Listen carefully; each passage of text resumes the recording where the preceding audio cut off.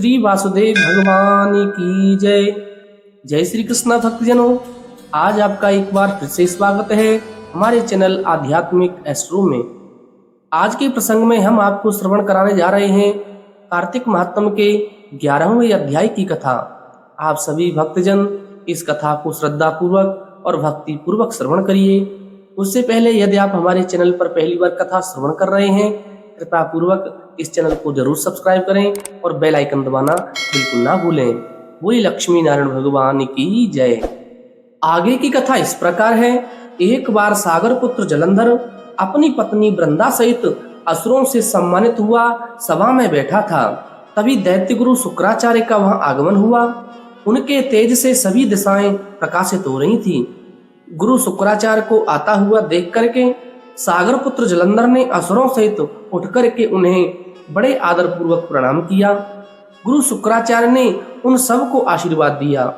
फिर जलंधर ने उन्हें एक दिव्य आसन पर बैठाकर स्वयं भी आसन ग्रहण किया। सागर पुत्र जलंधर ने उनसे विनम्रता पूर्वक पूछा, हे गुरुजी, आप हमें यह बताने की कृपा करें कि राहु का सिर किसने काटा था। इस पर दैत्य गुरु शुक्राचार्य ने विरोचन पुत्र हिरण्याकश्यपु और उनके धर्मात्मा पौत्र का परिचय देकर देवताओं और असुरों द्वारा समुद्र मंथन की कथा संक्षिप्त में सुनाते हुए बताया। जब समुद्र से अमृत निकला था तो उस समय देवरूप बनाकर राहु भी पीने के लिए बैठ गया था। इस पर इंद्र के पक्षपाती भगवान विष्णु ने राहु का सिर काट दिया था। अपने गुरु के मुख से इस प्रकार के वचन सुनकर के जालंधर के क्रोध की सीमा नहीं रही। उसके नेत्र लाल हो गए। फिर उसने अपने धस्मर नामक दूत को बुलाया और उसे शुक्राचार्य द्वारा सुनाया गया वृतांत भी सुनाया। तत्पश्चात उसने धस्मर को आज्ञा दी कि तुम शीघ्र ही इंद्रपुरी में जाकर इंद्र को मेरी शरण में ले आओ। धस्मर जलंधर का बहुत आज्ञाकारी एवं निपुण दूत था। वह जल्द ही इंद्र की सुधर्मा नामक सभा में जा पहुंचा और जलंधर के शब्दों में इंद्र से बोला, हे देवता धाम, तुमने समुद्र का मंथन क्यों किया और मेरे पिता के समस्त रत्नों को क्यों ले लिया। ऐसा करके तुमने अच्छा नहीं किया है।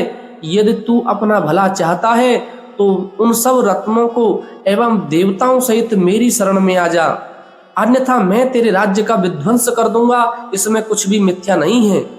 इंद्र बहुत विस्मित हुआ और कहने लगा, पहले मेरे भय से सागर ने सब पर्वतों को अपनी कुक्षी में क्यों स्थान दिया और उसने मेरे शत्रु दैत्यों की क्यों रक्षा की थी।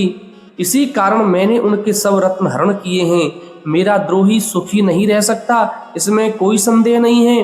इंद्र की ऐसी बातें सुनकर के वह दूत शीघ्र ही जालंधर के पास आया और सब बातें जालंधर को कह सुनाई। उसे सुनते ही वह दैत्य मारे क्रोध के अपने ओष्ठ फड़फड़ाने लगा और देवताओं पर विजय प्राप्ति करने के लिए उसने उद्योग आरंभ कर दिया। फिर तो सब दिशाओं में पातालों से करोड़ों करोड़ों दैत्य उसके पास आने लगे।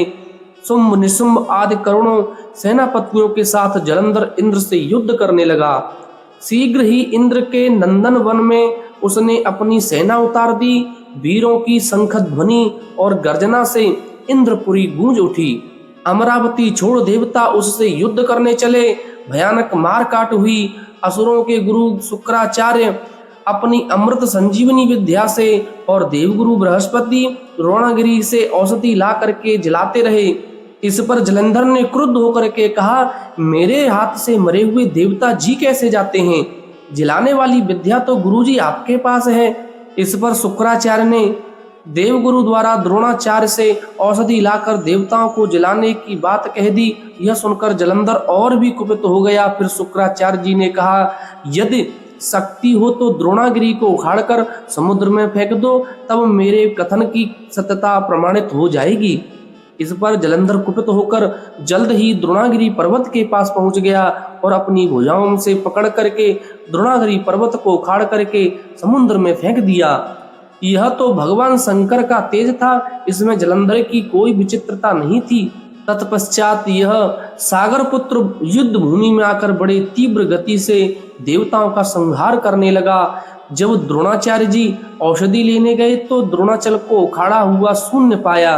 वह भयभीत हो देवताओं के पास आए और कहा कि युद्ध बंद कर दो, जलंधर को अब कोई नहीं जीत सकेगा। पहले इंद्र ने शिव जी का अपमान किया था, यह सुन देवता युद्ध में जय की आशा त्याग कर इधर उधर भागे गए। सिंधु सुत निर्णय हो अमरावती में घुस गया। इंद्र आदि सब देवताओं ने गुफाओं में शरण ग्रहण कर ली। आज की कथा यहीं पर विश्राम होती है। ऐसे ही आगे की कथाएं श्रवण करने के लिए कृपया आप हमारे चैनल को जरूर सब्सक्राइब करें। तब तक के लिए आप अपना ख्याल रखें। बोलिए जय श्री राधे, जय श्री श्याम।